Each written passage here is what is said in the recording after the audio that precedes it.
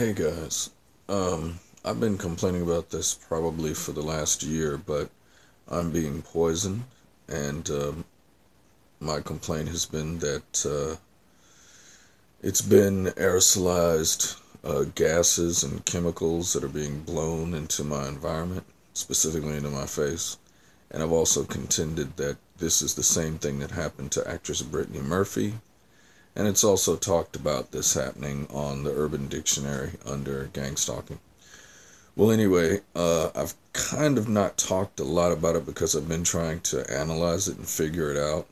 I didn't really want to go off half-cocked until I had basically tested a few of my ideas about why they were doing this and how they're doing this. I don't know if I'll ever find the answer to that, but it's some sort of technology that they use. They don't tell us everything, so who knows what it is, but I've tried to test the how and why, or at least the why of what they do. And apparently it's a measure of control. It's like conditioning. When you do something they don't like, they poison you more. And they also try to misdirect you as to how they're doing it and where it's coming from. But I basically figured out it's some sort of advanced technology, probably military based, and that's that. But anyway, it's January 9th, or actually today it's January 10th, 2015. And I'm starting these journals on the poisoning because I don't know how severe it's going to get, but I'm going to attempt to provoke an attack. Not that I'm suicidal, but I'm going to try to provoke an attack by engaging activities which they don't like, which are the things that I do normally, which is like political activism. Yesterday I went to the city of San Pablo and complained about some conditions in my mom's building.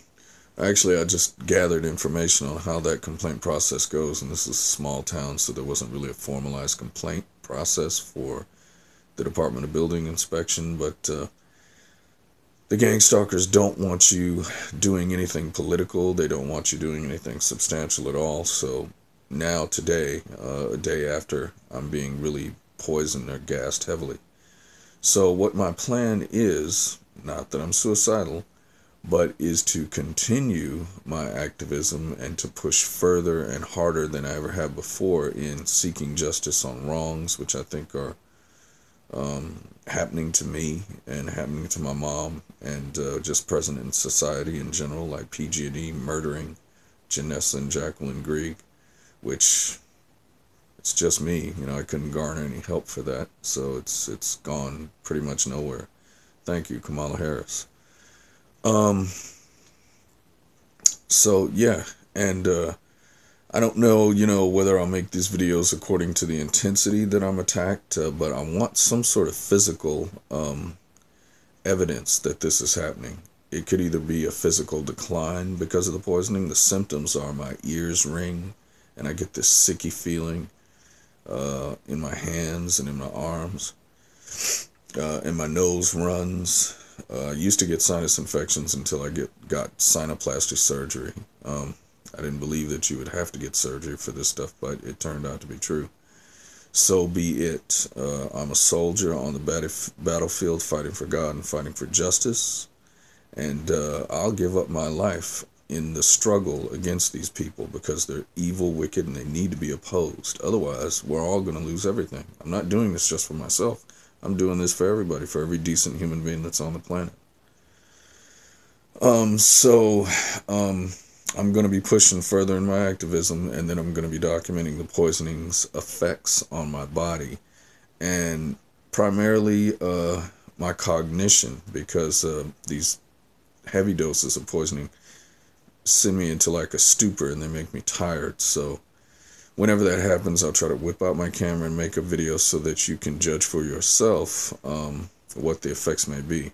I probably should get some sort of standardized background and, some sort of stable lighting so that you can actually see any effects in my speech or in my physical appearance. But that's what I'm going to embark on now.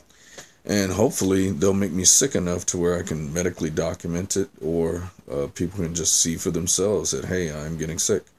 Let me just say for the record, I don't use drugs. I don't do alcohol. I don't do anything like that. And I actually work out and try to stay fit. But they deprive you of sleep when they do this, because it hits you just when you're going to sleep with this noxious gas in your nose. And it makes it hard to drift off when you know that you're going to get poisoned in your sleep. It's torture, is what it is. It's no-touch torture, and it's torture that can't be traced back to them. But God knows who it is.